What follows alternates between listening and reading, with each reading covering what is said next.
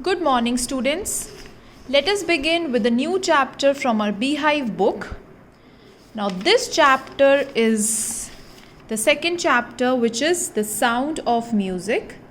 This chapter is divided into two parts. Both the parts are biographies of these people, Evelyn Glenny and Bismillah Khan. Both are renowned people who are known in the world of music. The sound of music. Now, when I say the word sound, you will immediately get an idea in your mind that anything that we hear through our ears is sound. So is music, right? Now, why are these people's biography given under this title? Because these two are related to music world. They are the renowned personalities, known personalities of the music world. Now, when I say music, you say that music we hear through our ears. If I don't possess the power of hearing, I will never be able to recognize what is sound and what is music. Okay, so now Evelyn Glenny, she is a known name in the music industry. When I say her name and the sound of music, I would like to tell you that Evelyn Glenny is a deaf girl. She cannot hear. If she cannot hear, then how come she is so popular in music industry, in the world of music? If she cannot hear, she does not know what is sound, how does she produce that sound through various instruments? How can she sing? How does she know how those musical instruments respond? How they produce sound. Now we are going to read about this thing in this chapter, that how it is possible for a deaf girl to produce sound, to perceive sound through her deaf ears. Now it is said, when God takes away something from you, He gives you something else, something more powerful. That was what given to Evelyn Glenny.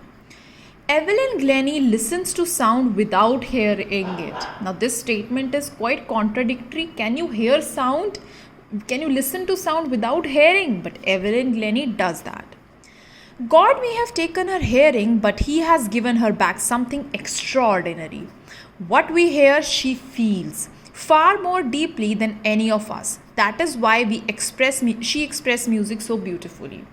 Now, if you see something, you might admire the beauty of that thing. But if you feel that thing, if you are actually involved in that particular thing, then you will get an extraordinary vision in your head. You will be able to see what a normal person does not see.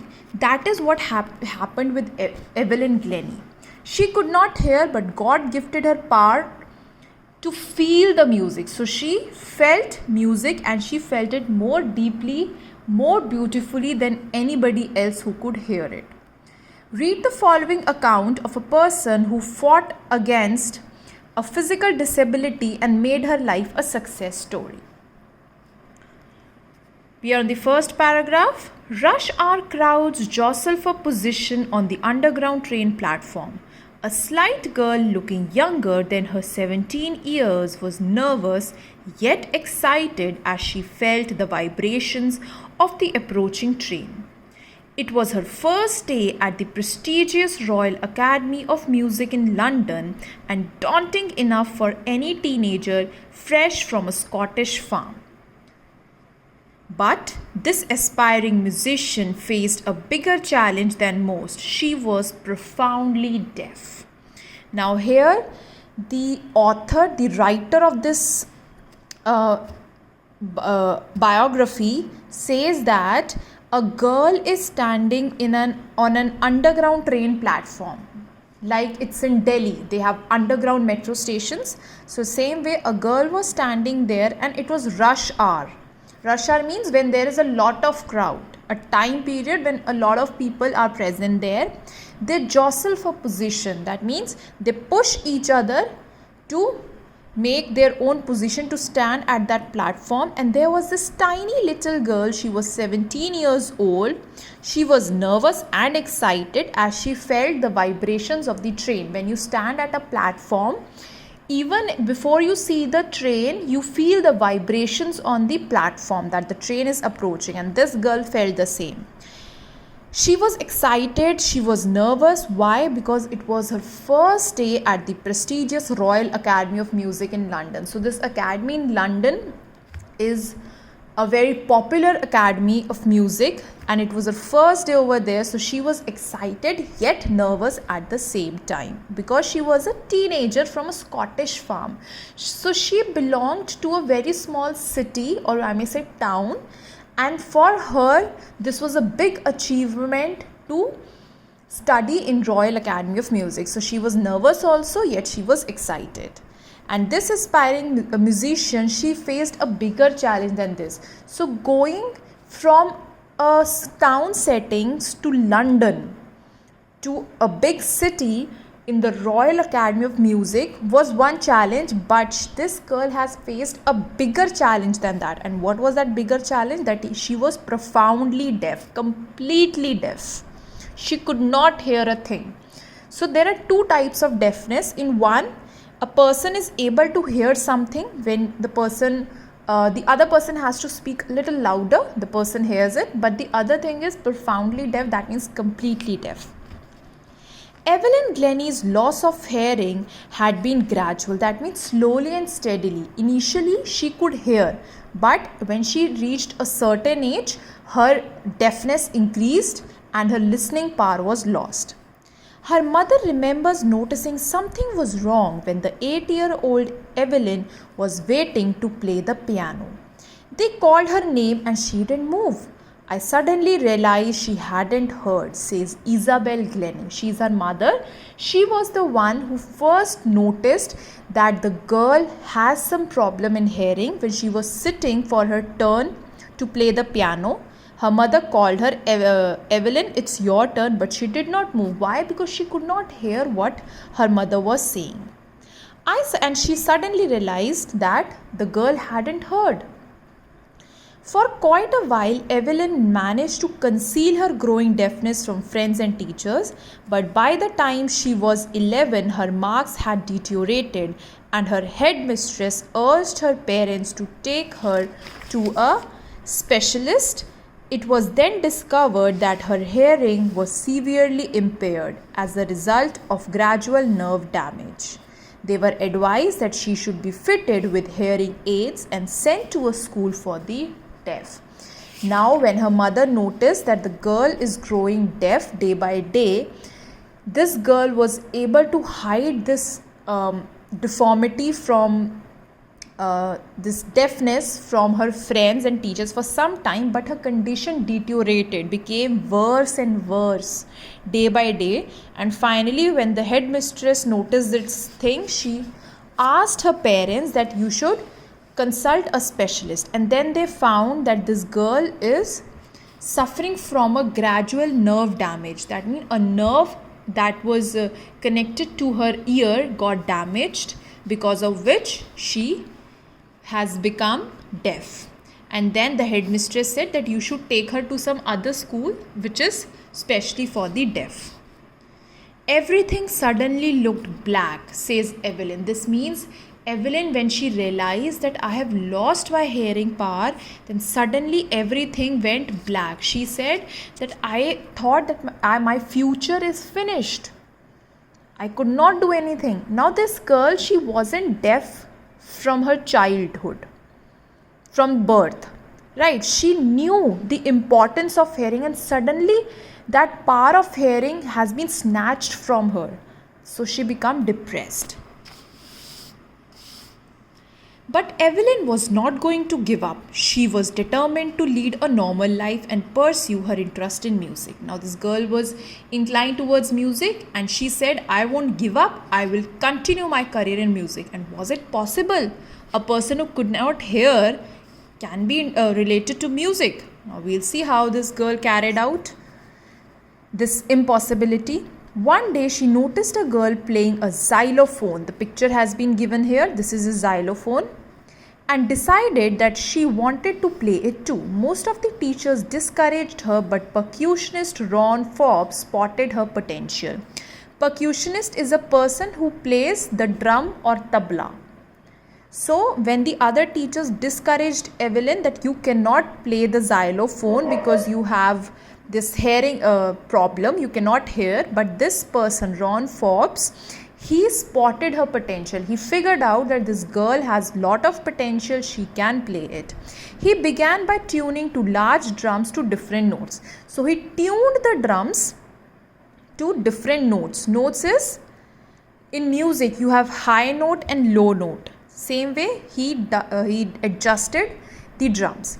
Don't listen through your ears, he would say. Try to sense it to some other way. And he told Evelyn in sign language or with some vivid lip sync, he said, Evelyn, don't listen to the music. Don't listen through your ears. Try to feel it. Says Evelyn, suddenly I realized I could feel the higher drum from the waist up and lower from the waist down. And she said that I finally realized from the portion waist up, I could hear the drum which was adjusted to which was adjusted to which note? To a higher note, and waist down she could hear the lower one. Forbes repeated the exercise and soon Evelyn discovered that she could sense certain notes in different parts of her body. I had learned to open my mind and body to sounds and vibrations. The rest was sheer determination and hard work. So she said that I finally realized that it's not just the ears which listen to the music, but my different body parts also felt music. And she said, and then there was no turning back. Then it was my full determination, my hard work, my willpower that I moved forward. She never looked back from that point onwards. She toured the United Kingdom with a youth orchestra, and by the time she was 16, she had decided to make music her life. She auditioned for the Royal Academy of Music and scored one of the highest marks in the history of the Academy. She gradually moved from orchestral work to solo performances. At the end of her 3-year course, she had captured most of the top awards. Now, we were introduced in the first paragraph, where was she standing and what was her bigger challenge, that she was deaf. Then we went through the story that how she became deaf, and finally how she overcame her deafness. And then she never looked back. She joined an orchestra group. Orchestra is a group of musicians, and she toured the United Kingdom. She went from one city to another in the United Kingdom, then finally auditioned for Royal Academy of Music and scored one of the highest marks in the history.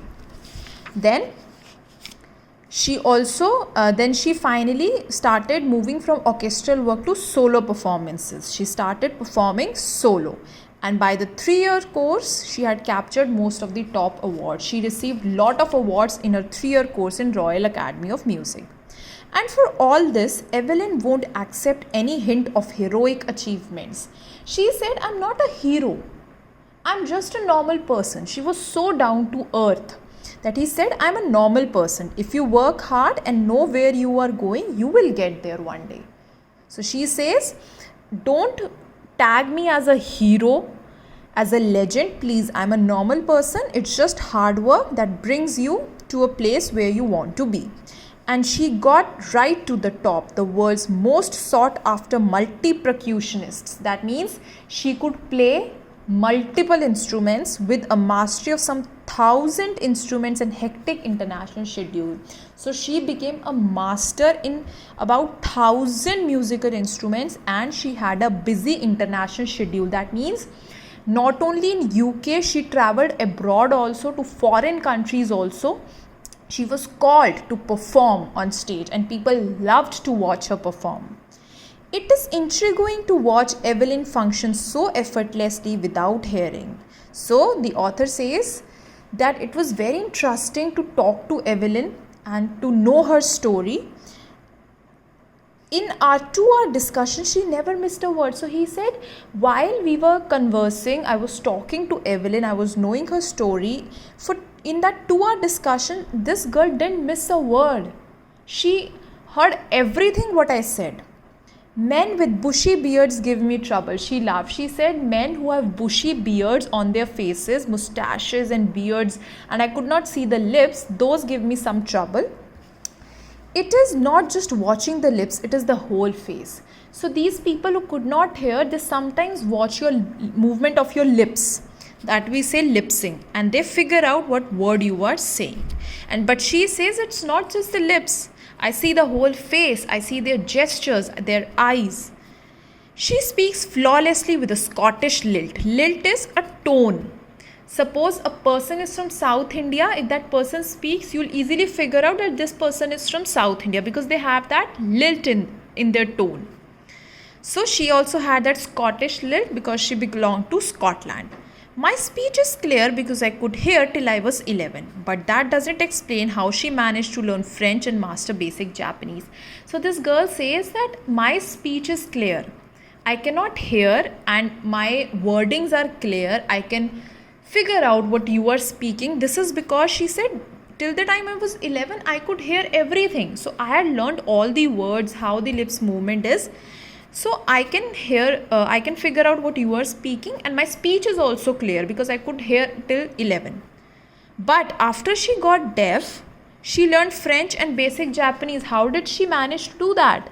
That means she was a hard-working girl. Okay, she could learn English till 11. But what about French and Japanese, which she learned later on? Right? So it was her determination, her hard work, her potential that made her do so. As for music, she explains, it pours in through every part of my body. So she says, it's not just the ears which listen to music. It's my body, each part. And she says, the music pours in my body. It flows like blood flows in my body. It tingles in the skin, my cheekbones, and even in my hair.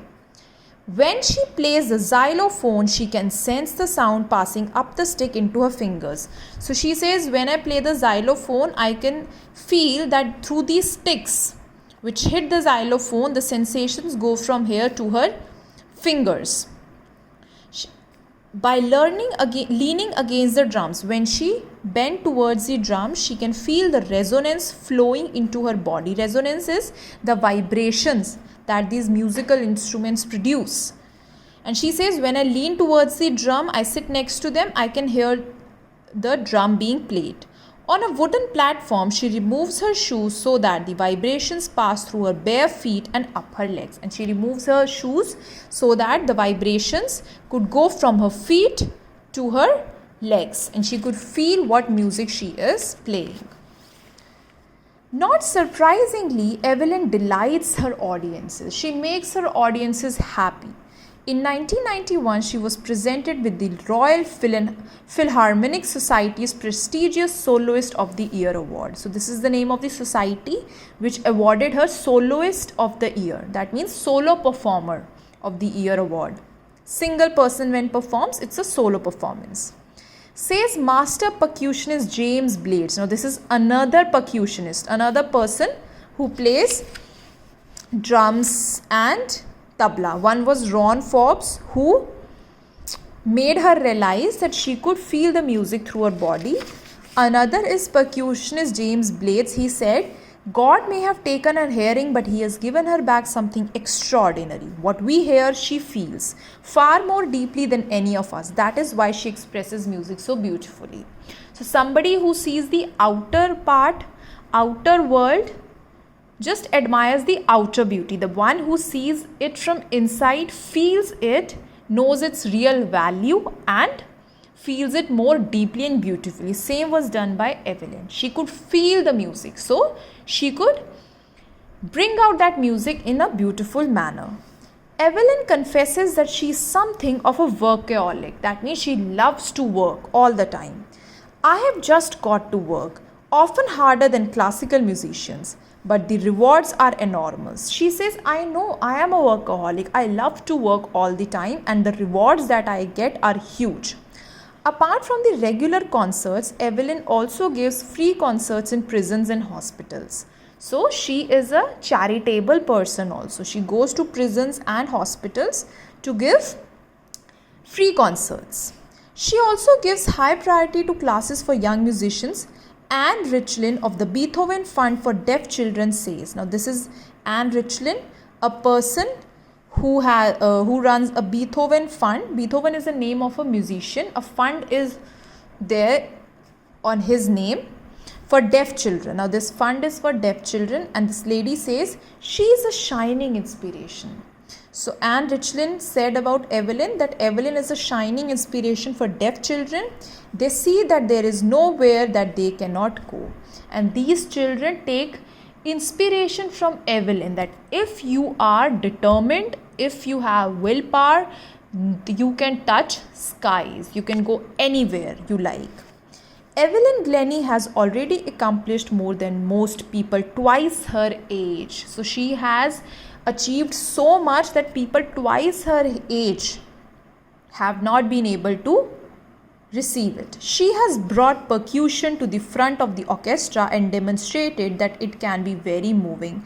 So she has brought percussion. Musical instruments in earlier times were played behind the curtains, but she was the one who brought these instruments in front of the curtains and made people realize that this process is very delightful.